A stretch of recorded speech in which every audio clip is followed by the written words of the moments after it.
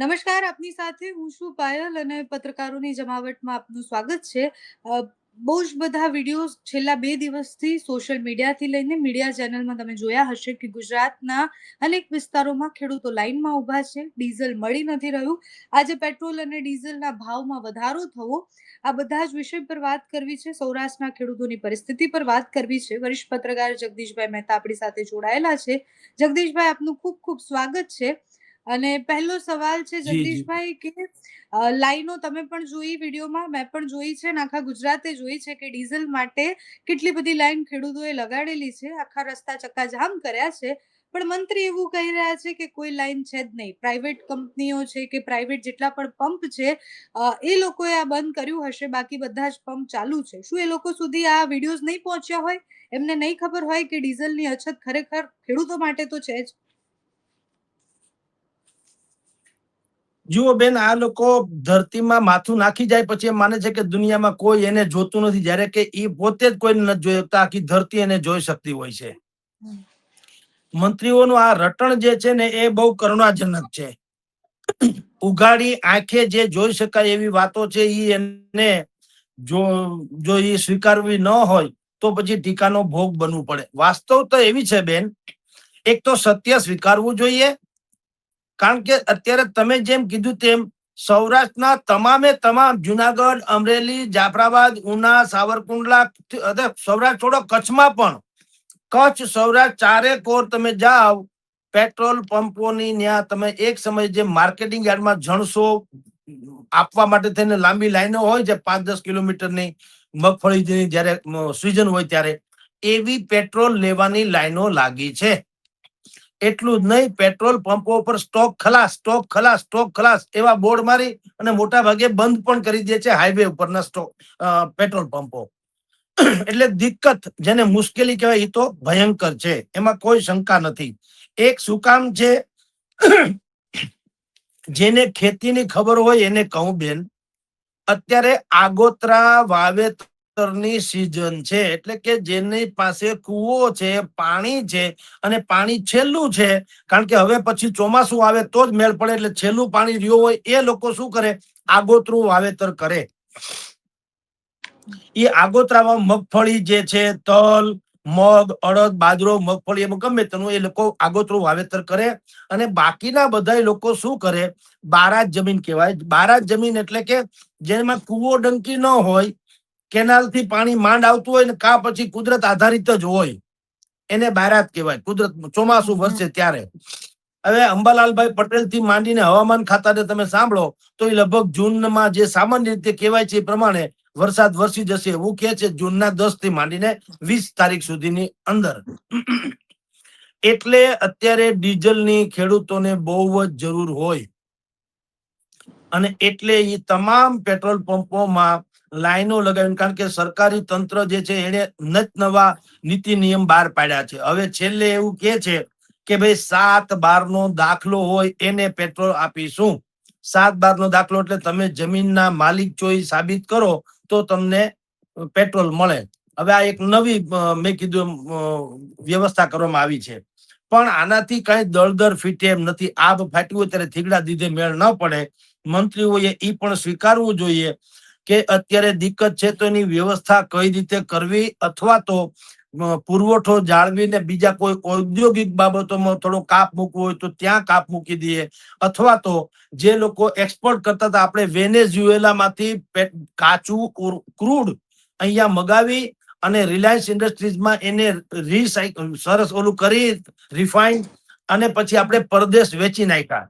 આપણે વચ્ચે રશિયાથી બહુ સસ્તું પેટ્રોલ આપણને મળ્યું હતું, ક્રૂડ સસ્તું, તો એનું પણ આપણે એ જ કર્યું કે અહીંયા આપણે લઈ આવ્યા અને રિફાઇન કર્યું અને પછી પરદેશ મોકલી આપ્યું. સરકારનો દાવો એવો છે કે ભાઈ એવું કરવાથી આપણને વિદેશી હુંડિયામણ મળી રહે, જે આપણી તાતી જરૂર છે. પણ એ ખેર જરૂર છે તો છે, એમાં ના નહીં, પરંતુ પ્રાયોરિટી જેને કહેવાય, આપણે કૃષિ પ્રધાન દેશ છે અને ખેડૂતોને ક્યારેય એવું ન કહી શકે તમે એક કામ કરો ચોમાસામાં જ વહી જવા દો પછી વાવજો, એવું ન હોય. ઈ તો તમારે ચોમાસાની આગોતરીમાં અત્યારે ખેડ કરી રાખે, આંતર ખેડ કરી રાખે, અને ચોમાસું આવી પેલા આગોતરું વાવેતર કરવાનું હોય આગોતરું કરી રાખે, અને પેલો વરસાદ થાય ત્યારે વાવણી જોગ ત્યારે એ લોકો વાવેતર કરે તો જ એનો મેળ પડે, નહીતર આખું વર્ષ પાછું નાકામ રહેતું હોય છે. તો સરકારે આ લોકોને પ્રાયોરિટી આપવી જોઈએ. એટલે તમે જેમ કહો છો હકીકત છે, ચારે કોર અત્યારે લાંબી લાઈનો છે, અને શહેરોમાં પણ અમુક પેટ્રોલ પંપો બુદ્ધિપૂર્વક ચાલુ રાખવા, પણ હાઈવે ઉપર તમે જેટલા જાઓ, ગ્રામીણ ઇલાકામાં જાઓ, મોટા ભાગે પેટ્રોલ યા તો બંધ છે, યા તો એમાં સ્કીમ કરે છે. તમારે પેટ્રોલ લેવું હોય તો ઓઇલ પણ લેવું પડશે, જેની કોઈ મતલબ નથી હોતો.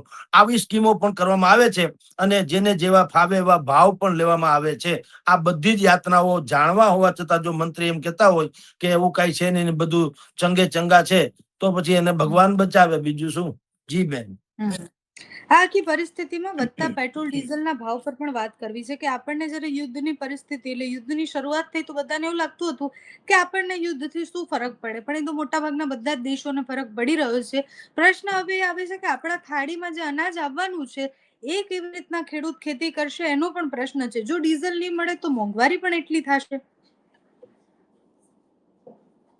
જુઓ 100% બેન, પાઘડીનો વળ હંમેશા છેડે આવે, અને કોઈ પણ સમસ્યા હોય એ ભાર હંમેશા કન્યાની કેડે આવે. એટલે મુશ્કેલી તો મોંઘવારી એટલે આપણા સહિતના જેટલા પણ લોકો છે, મોંઘવારી એ બધાને નડવાની. એટલે સરકાર પાસે ઉપાય હોવા જોઈએ. હવે ઉપાય શું તમને કહું બેન, અત્યારે શું થયેલું, જે જીઓ છે, બીપી છે, અને ન્યારા છે, એ ખાનગી કંપનીઓના પેટ્રોલ પંપો જે હતા ત્યાં ઈ શું હતા, મોટા ભાગે ત્યાંથી બલ્કમાં લોકો લેતા હતા. કોણ? જે ખાનગી ટ્રાવેલર્સ હોય, ટ્રાન્સપોર્ટર્સ હોય, ફેક્ટરી વાળા હોય, અને મોટા ભાગના સીમાંત ખેડૂતો એટલે સુખી ખેડૂતો, એને જેને બલ્કમાં જોતું હોય ટૂંકમાં, એ લોકો આ ત્રણ મેં જે નામ આપ્યા છે, જીઓ, બીપી અને ન્યારા, ઈ પેટ્રોલ પંપો ઉપરથી મોટા ભાગે ડીઝલ લેતા એ લોકો. અને એમાં 5 રૂપિયા ઇધર ઉધર હોય તો એને ચાલતું હતું. ન્યારા પેટ્રોલ પંપે તો ઘણા દિવસ પહેલા વધારી દીધા હતા, હવે પછી વધારી, જુદી વાત છે. હવે આ લોકોએ શું કર્યું, જે ખાનગી પેટ્રોલ પંપોની જે છે કંપનીઓ, એને યા તો પેટ્રોલ પંપ બંધ કરી દીધા, અને યા તો એટલા મોંઘા કરી દીધા કે હવે ત્યાંથી આ બધા બલ્કના લેનારા બધા લોકો ડાયવર્ટ થઈને, હું ને તમે જ્યાં 2 ને 4 વ્હીલર્સ માટે થઈને પેટ્રોલ પુરાવીએ છીએ ત્યાં બધા આવી ગયા. હવે એને મોંઘા કેટલા કરી દીધા, લીટરે 35 થી 40 રૂપિયા. તમે વિચાર કરો કે 2-5 રૂપિયા હોય તો હજી ઠીક, લીટરે 35 થી 40 રૂપિયા કરી નાખ્યા. એટલે ટ્રાન્સપોર્ટર્સ વાળા, ખાનગી ટ્રાવેલર્સ વાળા, પછી ખેડૂતો, કારખાનેદારો, એ બધા ડાયવર્ટ થયા. બલ્કમાં લેનારા ક્યાં થયા? મારા ને તમારા જેવા લોકો, જે લોકો પેટ્રોલ પુરાવે છે ત્યાં ડાયવર્ટ થયા. એટલે શું થયું, રાતોરાત 80% જેટલી ડિમાન્ડ વધી ગઈ. જે પેટ્રોલ પંપો ધારો કે રોજના એવરેજ કહું કે ધારો કે 50,000 લીટર વેચતા હોય, અને આ બધા બલ્ક વાળા અહીંયા આવી ગયા, એટલે એની ત્યાં 50, ઈ તો વાત 50,000 તો બપોર સુધીમાં ખલાસ થઈ જાય, કારણ કે ડિમાન્ડ વધી ગઈ 80%, ટૂંકમાં ડબલ જેવી થઈ ગઈ.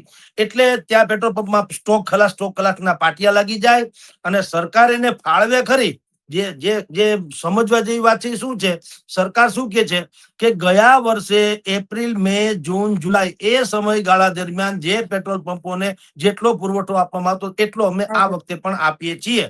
પણ એને ઈ જુઓ, આ ડખો શું છે, આ છે કે ભાઈ ત્યારે આવી ખેંચ નહોતી, અને ન્યારા, બીપી અને મેં કીધું તેમ આ જીઓ વગેરેના પેટ્રોલ પંપો ઉપરથી બધા પેટ્રોલ બલ્કમાં લઈ લેતા હતા. હવે ઈ લોકો અહીંયા આવ્યા છે તો કરવાનું શું? એટલે તમે ભલે એપ્રિલ, મે, જૂન, જુલાઈના નિયમ પ્રમાણે ફાળવો, પણ એનું કઈ આવે નહીં. જીસકે હાથ મેં લાઠી ઉસકી ભેંસ, જેની પાસે અઢળક સંપત્તિ છે એ લોકો બલ્કમાં લઈ જાય, અથવા જે ધંધાદારી ટ્રાવેલર્સ વાળા છે, માલવાહન પબ્લિક કેરિયર વાળા છે, એ ટ્રાન્સપોર્ટર્સ, એ બધા લઈ જાય છે. એટલે સામાન્ય માણસોને કઈ મળતું હાથમાં આવતું નથી, અને 2-5 કિલોમીટર લાંબી લાઈનો હોય એ લગાડવાની અત્યારે નોબત આવી છે. હવે આપની દ્રષ્ટિએ તો હવે કરવું શું જોઈએ?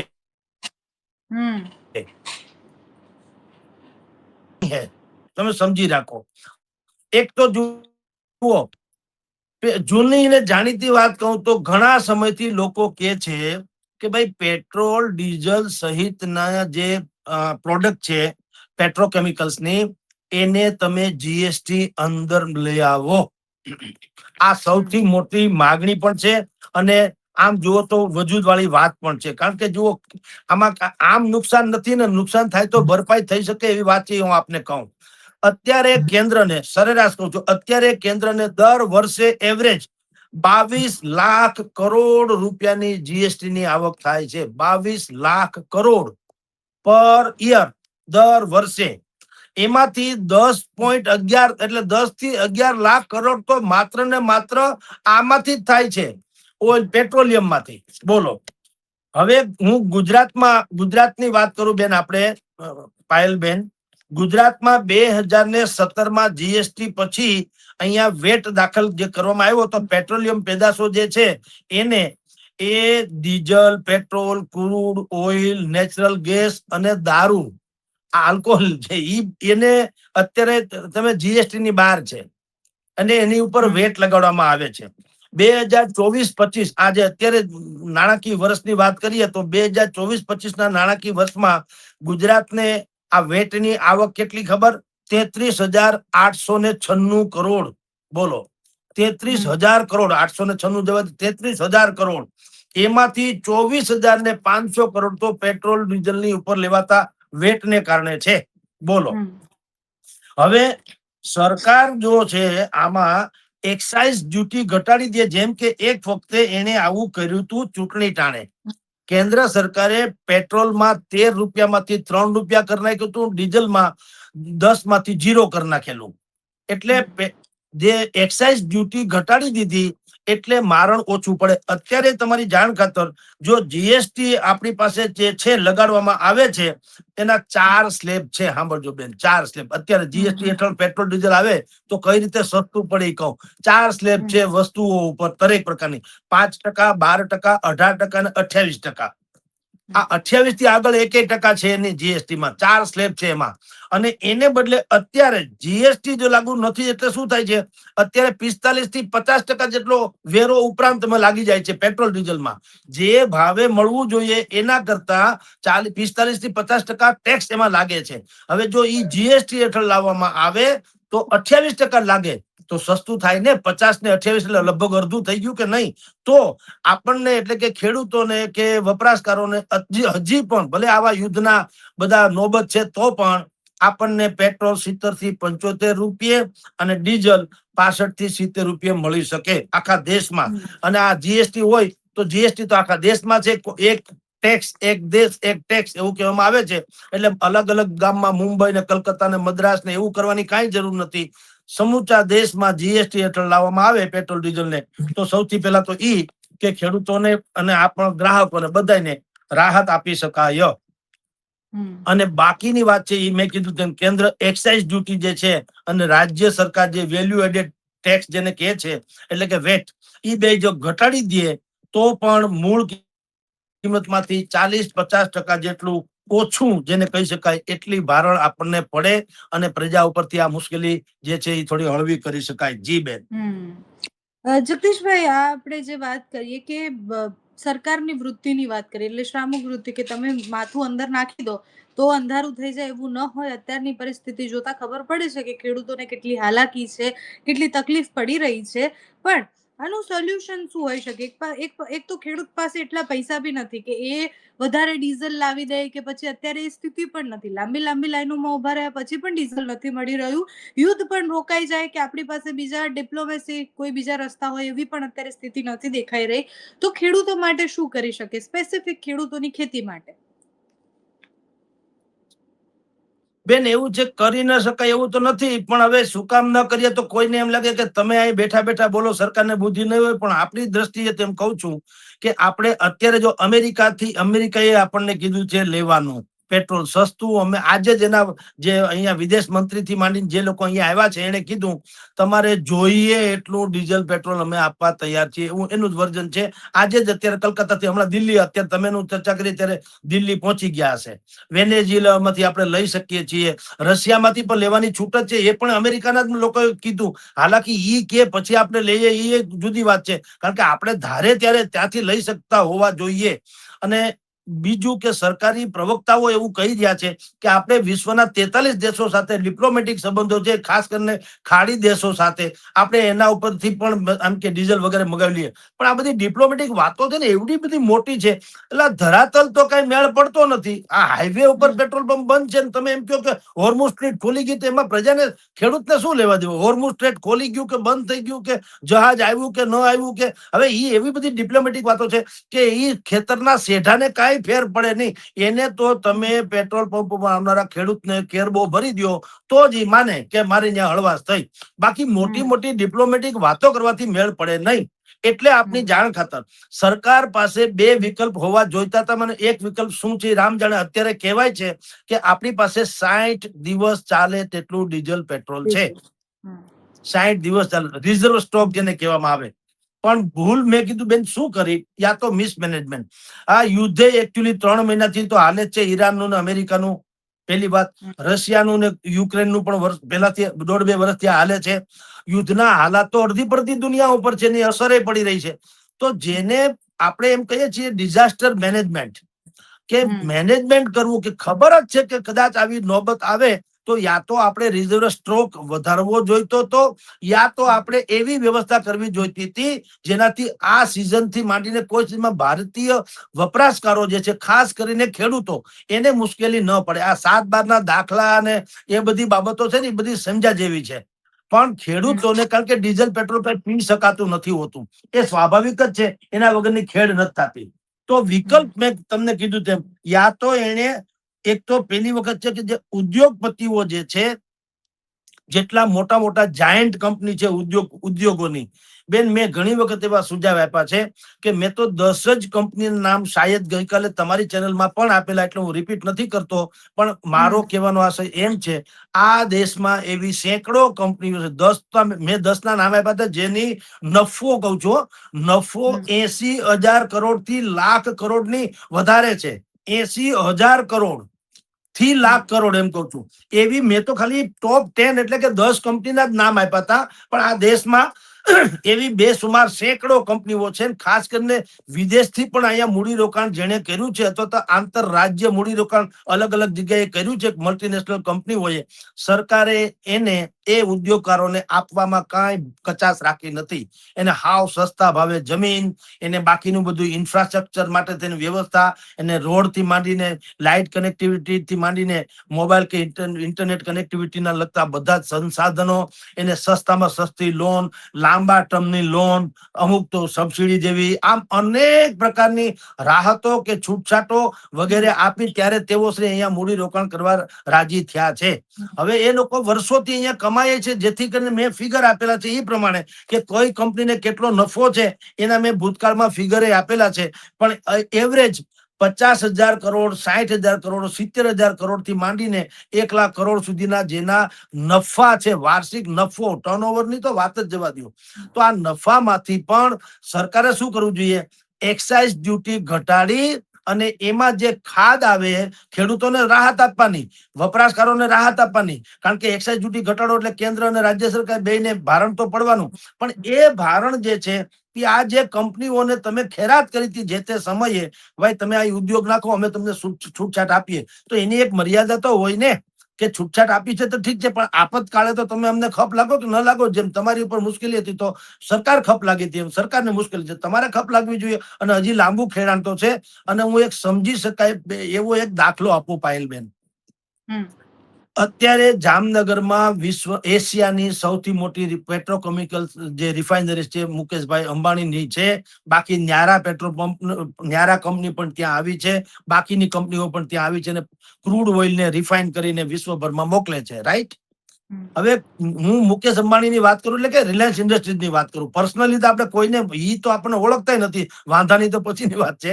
પણ હું ડિપ્લોમેટિક વાત કરું, ભાઈ તમે લોકો ત્યાં એવડી મોટી એશિયાની કંપની સ્થાપીને બેઠા છો અને અબજો ખરબો રૂપિયા તમે કમાવ છો, જેના છાપાઓમાં આપણે બધું વાંચીએ છીએ. જો દીકરાના લગ્નમાં 80 કરોડ કે 100 કરોડના ખર્ચે એક નટી એટલે નાચવા વાળી મહિલાને તમે બોલાવી શકતા હો પરદેશથી, તો તમારી ધૂમ ધડાકા જે છે આપણે બધા ખબર છે કેટલી આવક છે. આપણને વાંધો કાંઈ નથી, વાંધો જરાય તમારા પૈસા છે ને તમે વાપરો ને મજા કરો. પણ આપતકાળે ક્યાંક તમારે ખપે બીજું લાગવું જોઈએ ને. હવે જે દરિયામાંથી ક્રૂડ ઓઇલ મેળવે છે મુકેશ અંબાણીની કંપની, તો હું તમને કહું છું બેન કે બાકી બધું તમારું મુકેશ અંબાણીની મૂડી, મશીનરી, બુદ્ધિ બધું મુકેશ અંબાણીનું છે, વાંધો નહીં. પણ દરિયો ક્યાં તમારો છે? દરિયો ગુજરાતનો નથી. તો દરિયો છે તો તમે આ કાઢી શકો છો ને, બાકી તમે શું કરો? રણમાં ખેતી થોડી થાય. એટલે દરિયામાંથી તમે ક્રૂડ ઓઇલ મેળવો છો તો એની રોયલ્ટી જે અત્યારે ધારો કે સરકાર ક્યાંક લેતી હોય આપણા ધ્યાનમાં નથી, એમ નહીં. હું એમ કહું છું અત્યારે એવી સ્થિતિનું નિર્માણ થયું છે કે આવા ઉદ્યોગપતિઓની પાસેથી વાર્ષિક નફો, એકાદ વર્ષનો નફો તમે જો લ્યો તો એક વેપારી, એક ઉદ્યોગપતિ 80,000 કે લાખ કરોડ એટલા રૂપિયા આપી શકે એમ છે. તો આવા તો દેશમાં કેટલાય છે. તો એવા ઉદ્યોગપતિને કયો કે આ તો યુદ્ધનો સમય છે ને. આમાં ઇઝરાયલ ને અમેરિકા ઝઘડો થયો તો બે હાથી બાંધ્યા, એમાં જંગલના ખોની જેમ આપણો ખો નીકળી રહ્યો છે. પણ જે સ્થિતિ છે તો એમાં શું કરાય કે એક્સાઇઝ ડ્યુટી ઘટાડી, રાજ્ય સરકારે વેટ ઘટાડી દેવો જોઈએ, એટલે આપણને ડીઝલ પેટ્રોલ સસ્તું મળે અને એની જે ખાધ છે પૈસાની, સરકારની તિજોરીમાં ભારણ ન થાય અને તિજોરી તળિયા ઝાટક ન થઈ જાય. એટલે આવા ઉદ્યોગપતિઓ જે છે મોટા મોટા, એની પાસેથી વધારે વ્યવસ્થા કરીને પૈસા લેવા જોઈએ. આ એક વાત. ઉપાય નંબર 2, ડાયરેક્ટ ટેક્સ છે ને એ વધારવા જોઈએ. જો ડાયરેક્ટ અને ઇનડાયરેક્ટ આપણે બધા જાણીએ છીએ. જો ડાયરેક્ટ અને ઇનડાયરેક્ટમાં હું તમે બધા આવી જઈએ. તમે ને હું 5 સાબુ જે છે 20 રૂપિયાનો લઈએ છીએ, એની પ્રોડક્ટ એટલે કે એની ઉત્પાદન કિંમત જે છે ને એ 5 થી 6 રૂપિયાની હોય. બાકીના જે 15 રૂપિયા મોંઘા આપણે લઈએ છીએ એ ટેક્સને કારણે લઈએ છીએ. અલગ અલગ પ્રકારના ટેક્સ એમાં ઉમેરાય છે. એનો અર્થ એવો છે કે બધા જ લોકો ઇનડાયરેક્ટ ટેક્સ તો ભરે જ છે, એમાં કોઈ છૂટકો નથી. પણ સરકારે શું કરવું જોઈએ? ડાયરેક્ટ ટેક્સ એટલે કે જે નોકરી પેશા લોકો છે, પ્રોફેશનલ છે, ડોક્ટર છે, એન્જિનિયર છે, વકીલ છે, એની પાસેથી પ્રોગ્રેસિવ ટેક્સ જે લેવામાં આવે છે એ ડાયરેક્ટ ટેક્સ થોડોક વધારી દેવો જોઈએ અને ઇનડાયરેક્ટ ટેક્સ છે એ થોડોક ઘટાડી દેવો જોઈએ, એક્સાઇઝ ડ્યુટી વગેરે. તો ડાયરેક્ટ ટેક્સ કોણ ભરતા હોય? સુખી સંપન્ન લોકોની વાત છે. આમાં કઈ જેવી ડોક્ટરોનો, એન્જિનિયરનો, વકીલોનો શું આવક છે આપણે બધા જાણીએ છીએ, ચોપડા ઉપર જે ધામધૂમ હોય તે. તો જે બાકી આ જો વ્યવસ્થા કરવામાં આવે પછી કોર્પોરેટ ટેક્સ જેને કહેવામાં આવે કે તમામ જે પ્રાઇવેટ લિમિટેડ ને પબ્લિક લિમિટેડ કંપનીઓ છે એને પણ થોડીક એની પાસેથી પણ ડિમાન્ડ કરવામાં આવે, ભાઈ તમે થોડોક વધારો. અને બીજું કેપિટલ ગેઇન ટેક્સ એટલે કે જે લોકો પોતાની પ્રોપર્ટી વેચીને, સોનું કે સંપત્તિ કે ઈ વેચીને જે લોકો અત્યારે પૈસા બનાવે, તો થોડુંક એમાં પણ વધારે કરવું જોઈએ. તો સામાન્ય અને ગરીબ કે મધ્યમ વર્ગના લોકો જે છે એને મુશ્કેલી ઓછી પડે. અને આ બધા ખેરખા છે, એને નફામાંથી નુકસાન છે, એને કઈ મોઢામાંથી કોળીઓ છીનવી લેવાની વાત નથી. તો આ 2 પ્રકારની મેં વાત કરી છે. એક તો જાયન્ટ ઉદ્યોગકારોની પાસેથી રીતસરની ડિમાન્ડ કરવી જોઈએ કે તમે સરકારને મદદ કરો. અને બીજું મેં તમને કીધું તેમ ડાયરેક્ટ ટેક્સ જે છે એ, પછી કોર્પોરેટ ટેક્સ અને કેપિટલ ગેઇન ટેક્સ જે છે એમાં થોડી થોડી વૃદ્ધિ કરી અને જે એક્સાઇઝ ડ્યુટી ઘટાડીને ડીઝલ પેટ્રોલ સસ્તું આપવાની ગ્રાહકોની વાત છે, એના પૈસાની ભરપાઈ કરવી જોઈએ. જી બેન. હા, એટલે જગદીશભાઈ એ જ વિષય છે કે જ્યાં સુધી એવું સ્વીકારશે જ નહીં કે કઈ અછત છે કે કઈ બાકી છે, ત્યાં સુધી બીજા બધા પ્રશ્નો જ બાજુ પર રહે છે કે ક્યાંથી સુધાર લાવવો. એનું પહેલું તો એ છે કે તમે પહેલા માનો કે આવું કંઈક છે. જો સરકાર અને બધા જ લોકો માની લે અને એવું દેખી લે કે સૌરાષ્ટ્રના ખેડૂતો કઈ પરિસ્થિતિમાં છે, તો ખબર પડે. નહીં તો આપણા બધાના ઘરે જે થાળી બને છે એમાં જમવાનું જે આવે છે એના ઉપર સીધી ઇફેક્ટ થવાની છે. આપણને ભલે એવું લાગે કે બહુ જ કિલોમીટરો દૂર, એટલે હજારો કિલોમીટર દૂર યુદ્ધ ચાલતું હોય તો એનાથી આપણને શું, પણ આપણા અનાજની કિંમત જ્યારે વધશે, એ ખેડૂત જ્યારે પાક લે છે એની કિંમત વધશે. તમે રસ્તા પરથી જાઓ છો તો તમને પેટ્રોલ ડીઝલના વધેલા ભાવના કારણે ઓટો રિક્ષા જે છે એનો ભાવ વધશે. ત્યારે ખબર પડશે કે છેલ્લે મરાવાનું તો સામાન્ય જનતાને આવે છે, મધ્યમ વર્ગના લોકોને આવે છે. એ જગતનો તાત આપણે એને ખૂબ મોટા અક્ષરે એવું કહી દઈએ છીએ કે એ જગતનો તાત છે. પણ એ જગતનો તાતનો જન્મ જ જાણે લાઈનમાં ઉભું રહેવા થયો હોય એવી રીતના એ પહેલા પાક માટે લાઈનમાં ઉભો રહે, એટલે ખાતર લેવા ઉભો રહે, પછી એને વેચવા માટે લાઈનમાં ઉભો રહે, અને કંઈક બાકી હોય તો હવે આ ડીઝલની લાઈનમાં ઉભા રહે છે. જગતના તાતને લાઈનોમાં ઉભું રહેવાનું ક્યારે બંધ થશે એ ખબર નથી. સરકાર આ વિષય પર ગંભીરતાથી વિચારે અને આમાં કંઈ પણ સોલ્યુશન લાવે જેના કારણે ખેડૂતોને એટલીસ્ટ લાઈનમાં ન ઉભું રહેવું પડે. એનો આખો આખો દિવસ, આખી આખી રાત એ પાણી વાળવા જાય એની જગ્યાએ હવે લાઈનમાં ઉભા રહેવા જાય છે. પરિસ્થિતિ ખેડૂતોની ખૂબ ખરાબ છે. સૌરાષ્ટ્રથી લઈને ઉત્તર ગુજરાતથી લઈને બધી જ જગ્યાએ પરિસ્થિતિ છે. એટલે એવું નથી કે સૌરાષ્ટ્રના ખેડૂતોને નુકસાન છે, બધાને નુકસાન છે. ચોમાસું હવે આંગળે આવીને ઊભું છે, એની પહેલા કંઈક થઈ જાય, ખેડૂતો સારી રીતના પાક લઈ શકે એ આશા રાખીએ છીએ. Thank you so much Jagdishbhai.